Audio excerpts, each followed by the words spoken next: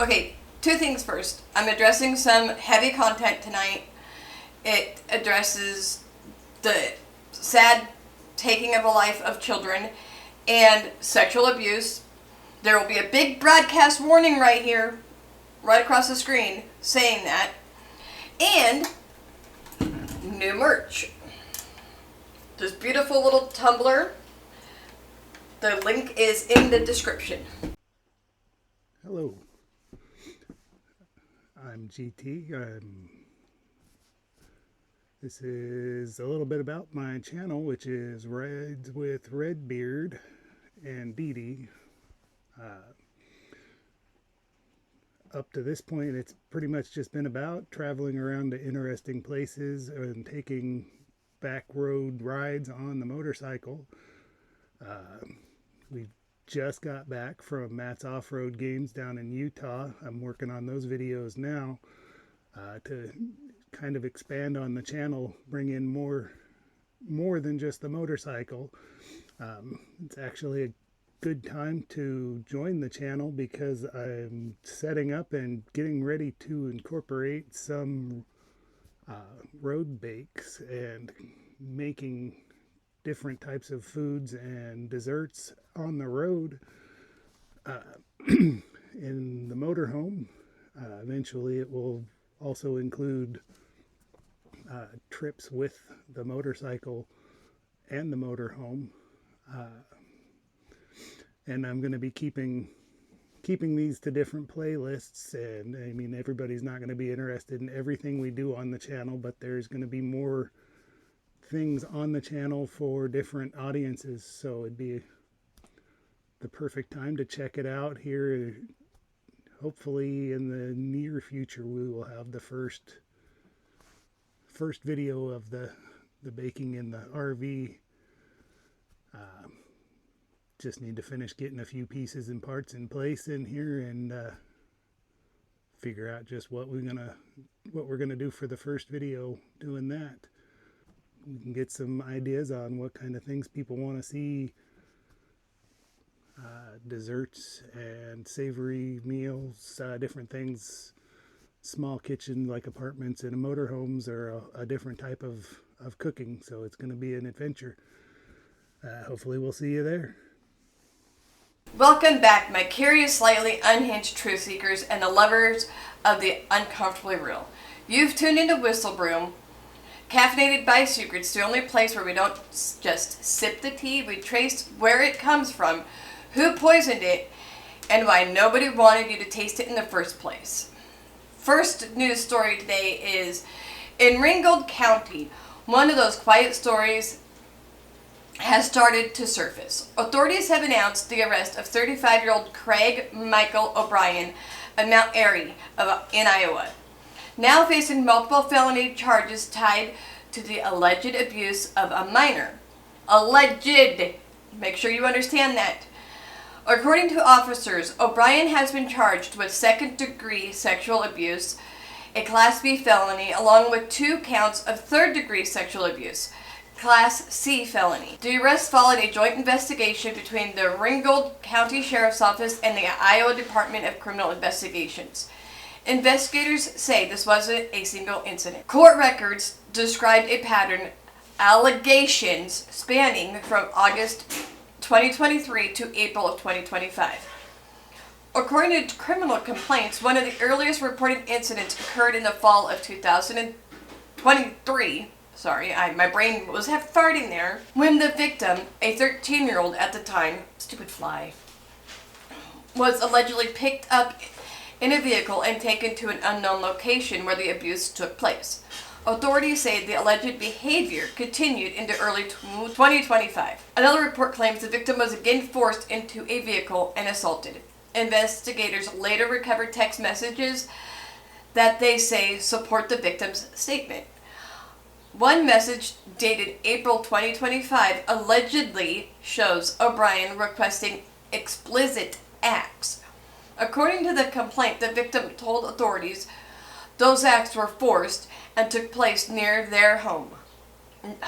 A no-contact order has now been issued to protect the victim. O'Brien is currently being held in Ringgold County Jail on a $45,000 cash bond. He is scheduled for a preliminary hearing on April 22nd, which is passed, so I have to look up more information to see how that went.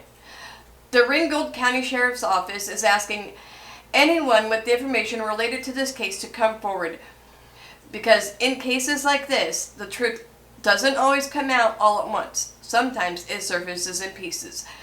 I will plaster the phone number for Ringgold County Sheriff's Office right here, as well as include it in the descriptions.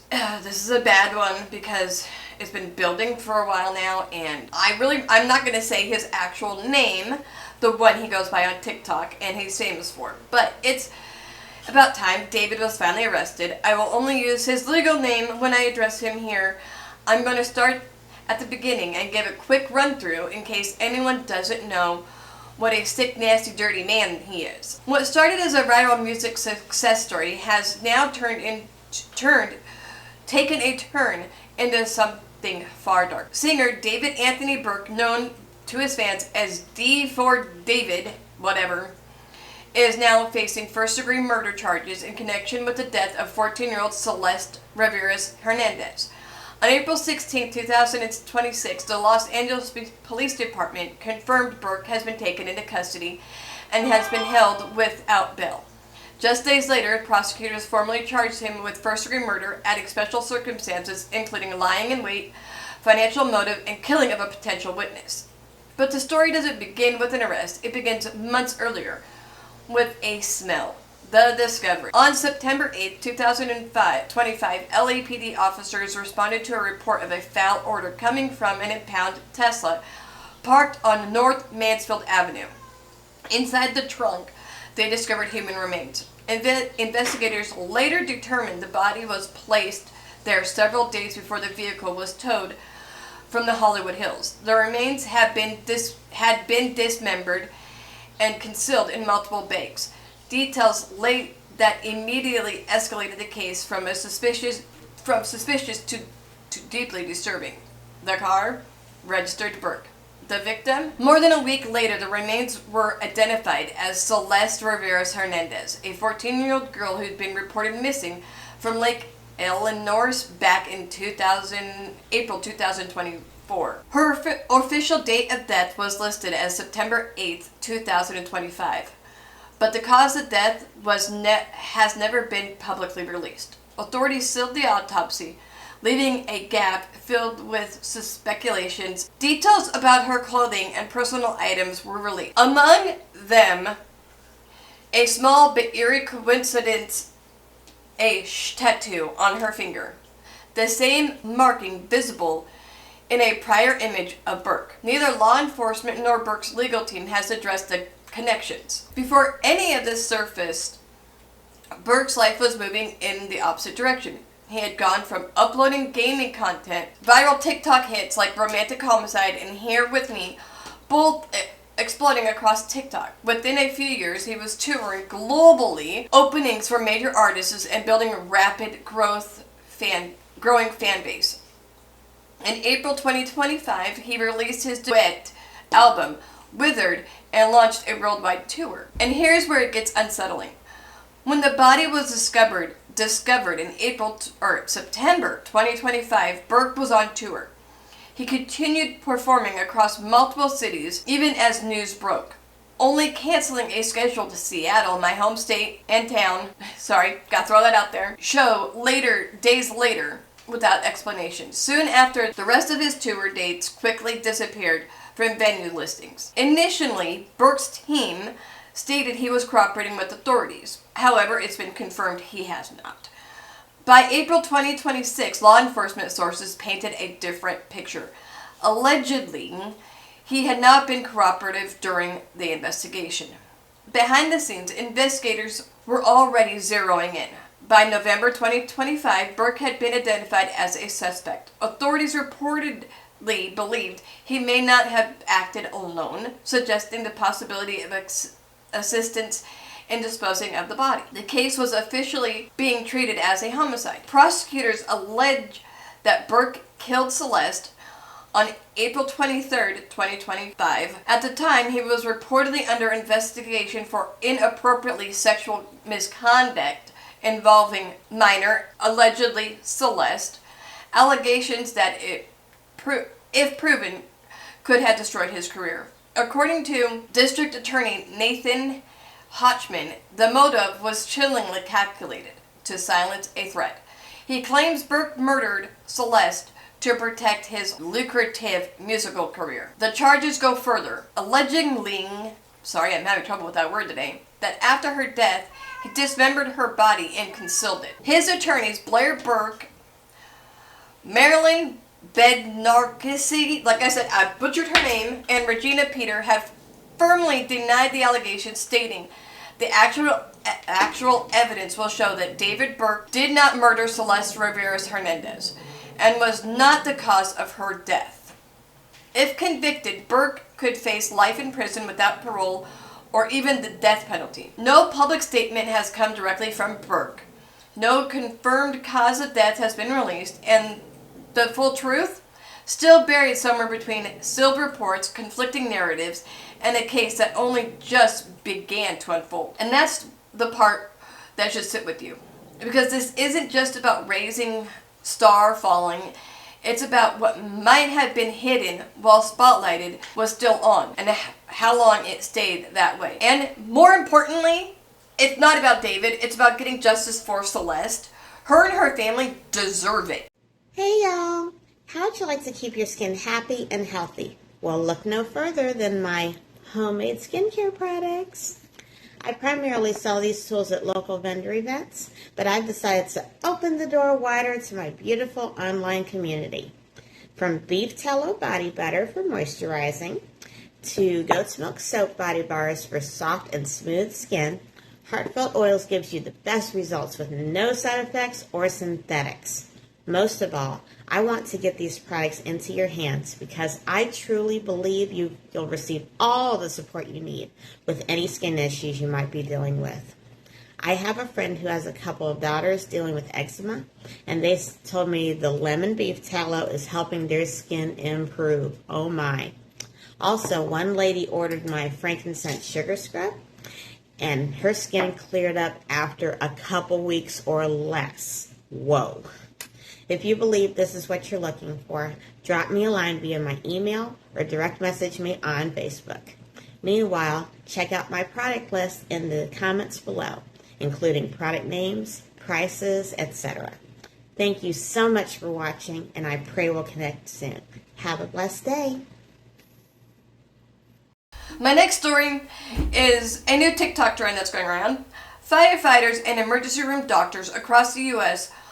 are sounding the alarms over a growing wave of dangerous TikTok challenges that are landing children in the hospital with severe and sometimes life-altering injuries. Order this beautiful cup. One recent case involves a 14-year-old girl in Pitcairn, Pennsylvania, who was hospitalized and placed on a ventilator. Parents, we know that you probably have, and your children or grandchildren have certainly heard of the TikTok challenges, or what looks like fun activities on social media.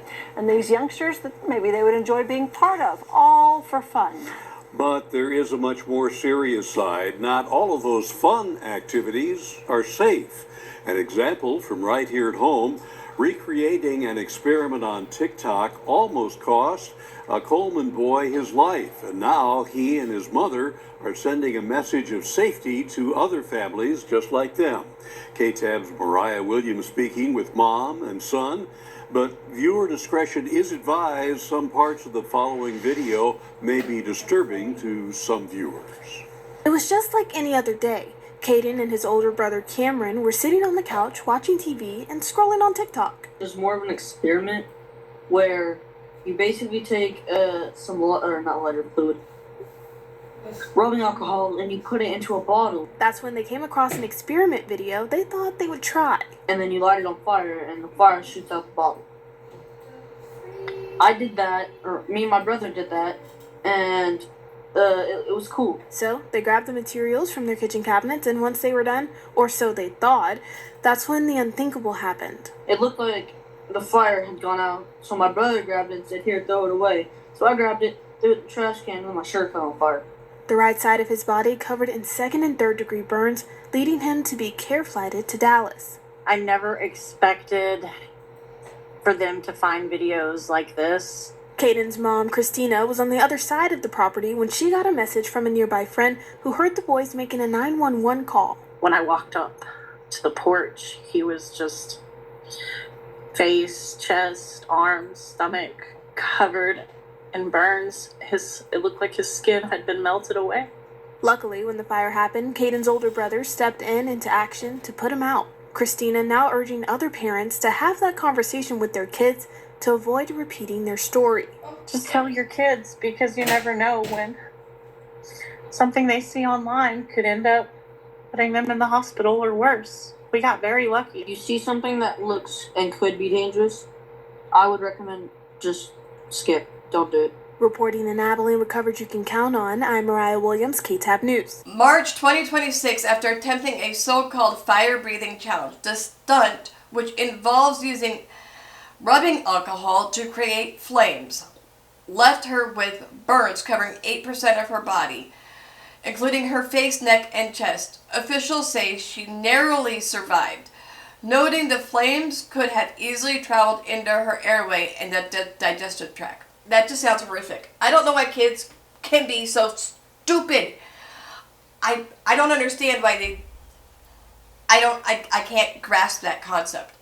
In a similar incident, a 14-year-old boy in St. Petersburg, Florida, was seriously injured in October 2025 while trying the Jam Jar Pulse Jet Challenge. That twisted me up. The trend revolves igniting rubbing alcohol inside a sealed glass container and set up a setup that can quickly turn explosives. Fire officials warn that these jars can shatter violently, sending burning liquid and glass in every direction. The boy now has face injuries that could affect him for the rest of his life. It is not just fire-related stunts that's causing harm across America.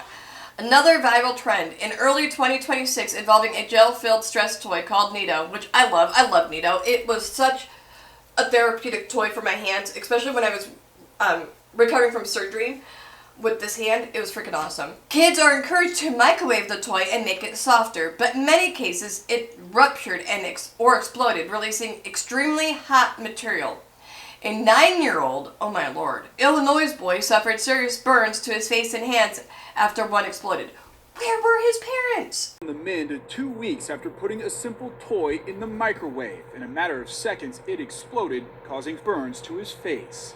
He was crying and just yelling, "It burns, it burns." Whitney Grubb says her son's Nido cube had burst. Inside the popular sensory toy, a thick gel-like substance, now hot because of the microwave, stuck to his face. The right side of his face was kind of melting off, basically. Caleb says he doesn't remember much after his Nido cube exploded, but he does remember where he got the idea to put it in the microwave.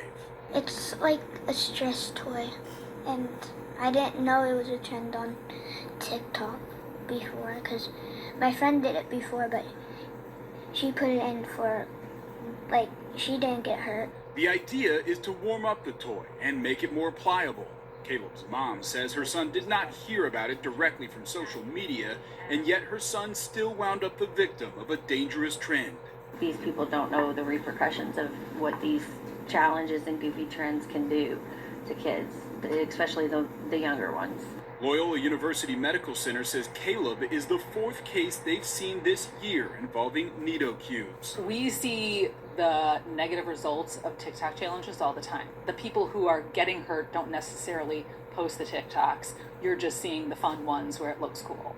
Whitney and Caleb say their message to parents and kids alike is simple. Sometimes you take for granted what your knowledge is that's common sense to us, but not common sense to them.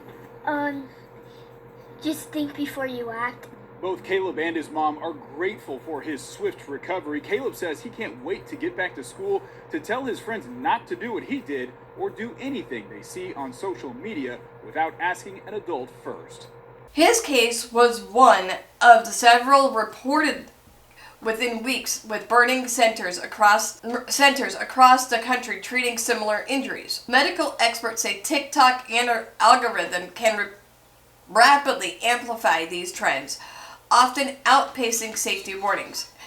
A 2025 analysis found a 20 to 30% rise in pediatric hospital admissions linked to dangerous social media challenges.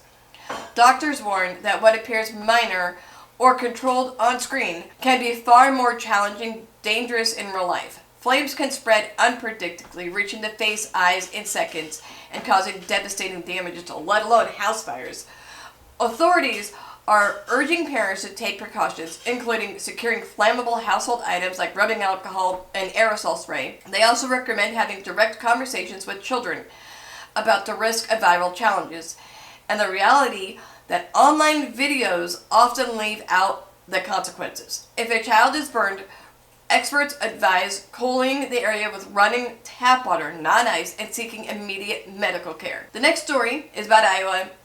It's still breaking, so if anyone recognizes these 5 people right here on screen, please call the number that's going to be across the screen and in the description. 5 people were injured in a mass shooting near the University of Iowa campus early Sunday after a large fight broke out, according to police, who have released the images of the 5 people of interest.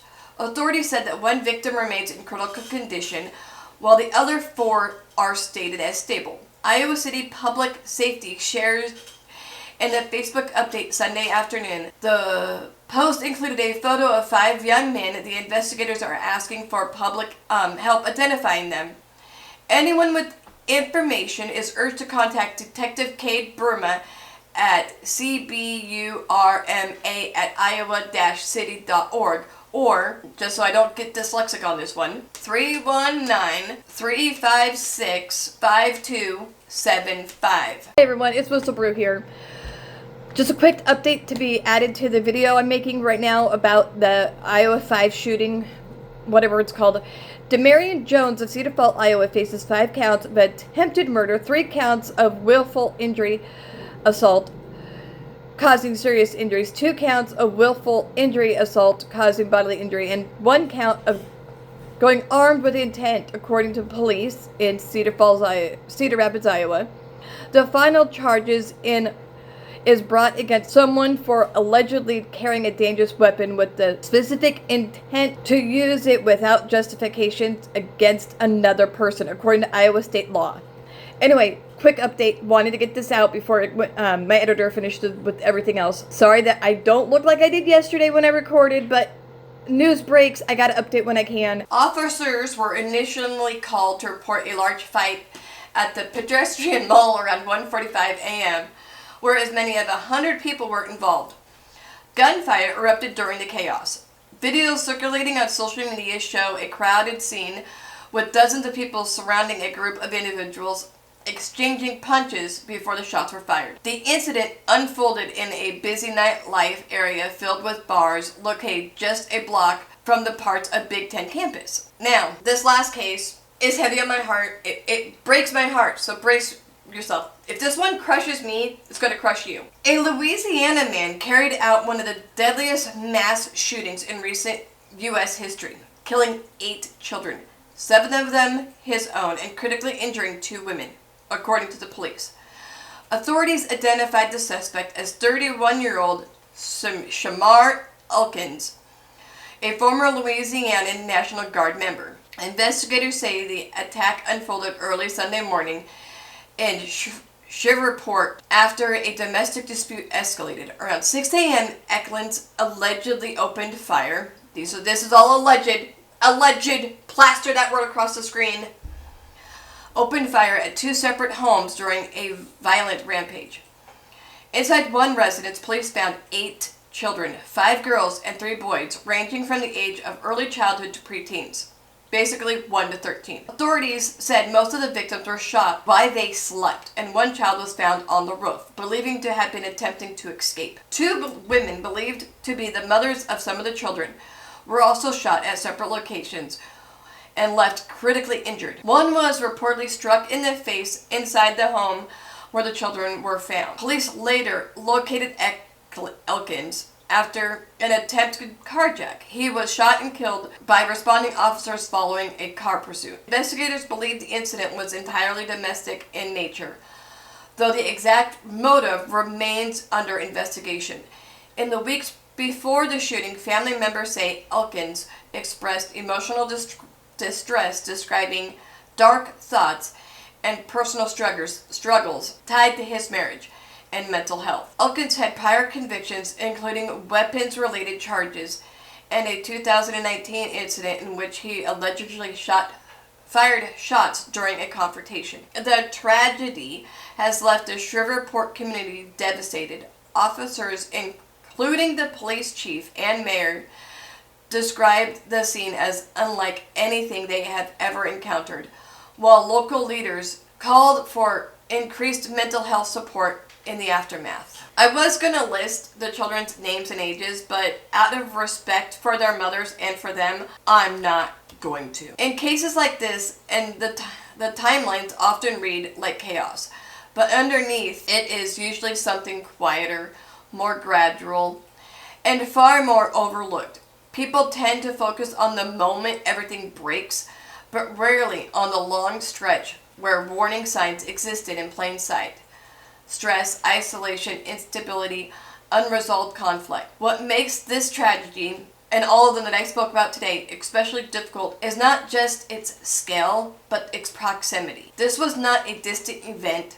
It unfolded inside homes among family members in a community that thought it understood its own boundaries of safety. There are always questions left behind. What was missed and what could have changed the path? And more importantly, what system failed when personal crisis turned into reversible violence? Hi, thank you for watching Whistle Brew, caffeinated by secrets, where we don't spill the tea, we pour it, strain it, and look for the truth. If you like my videos, please share, like, subscribe, comment. In the description box is also a link to my merch. Please take a look. And if there's anything you want custom made, leave a comment or email my merch company. They are very dedicated at working hard on making sure you get exactly what you're looking for. I love you guys. Thank you. Stay tuned because there's another video. It's a goodie. Hi, my name is Lisa, and I'm one of the co-owners to DNO Binary Laser Company. My husband and I are both part of the doing a business of making things at home. He does a lot of the lasers and the 3D printing, and also he helps with making designs and stickers. I do a lot of designs for shirts and hoodies, and we do hats, and we do cutting boards. We even do like those coasters and keychains. We make quite a bit of things. We enjoy making custom products for our customers, and we enjoy helping people find what they're looking for. So some of the things that we do is like I make the shirt that says "Don't make me go where the people are." As you could tell, it's from kind of from a song. If you know, you know. So yeah, let me show you some of the things that we've made. Okay. All right. So this is Mama, and then there's one of the hoodies that I have made. We do all kinds of colors, so if you're looking for a specific color, you can let us know. Here's some of the stickers we've made recently, especially with the 250 birthday coming up for America this year. This is a coaster. My husband did this with his laser, as well as this. He has made this earring with his 3D printing, and then he's made this with his 3D printing as well. It's one of those things that are for the Black & Decker sander to suck up all that dust, you know. So yeah, we just kind of like make all kinds of things. We've done so many shirts, and at the end of this video, I will put a bunch of the product that we've made on there, so that way you could get an idea. Yeah. just hit us up. Ask us to help with any kind of designs if you're looking for something specific, with holidays coming up, like Mother's Day and Father's Day. And of course, we have graduation coming up this year, this upcoming month or two. Yeah, thank you for looking.